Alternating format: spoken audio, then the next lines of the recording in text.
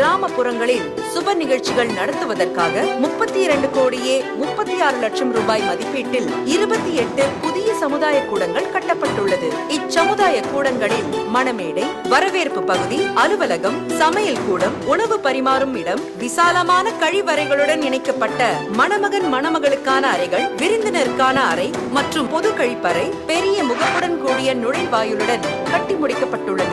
ஆக மொத்தம் 80 கோடியே 70 லட்சம் ரூபாய் மதிப்பீட்டில் கட்டப்பட்டுள்ள 58 கட்டடங்கள் இன்று மாண்புமிகு தமிழ்நாடு முதலமைச்சர் அவர்களால் திறந்து வைத்தமைக்கு நெஞ்சார்ந்த நன்றிகள். குடிதழி கோலோச்சும் மாநில மன்னன் அடிதழி நிற்கும் உலகு என்ற குரலின்படி மேற்கண்ட கட்டடங்களை திறந்து வைத்த மாண்புமிகு தமிழ்நாடு முதலமைச்சர் அவர்களை இந்த நானிலம் போற்றி வாழ்த்தும்.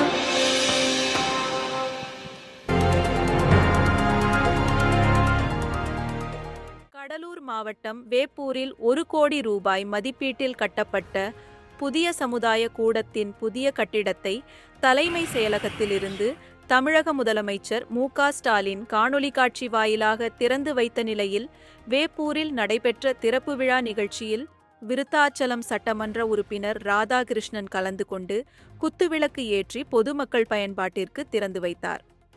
அப்போது ஒப்பந்ததாரர் விழுப்புரம் சிவகுமார், ஊராட்சி மன்ற தலைவர் மகேஸ்வரி, செயலாளர் வெங்கடேசன், சமூக ஆர்வலர் கதிர்வேலு மற்றும் கிராமத்தினர் பலர் கலந்து கொண்டனர்.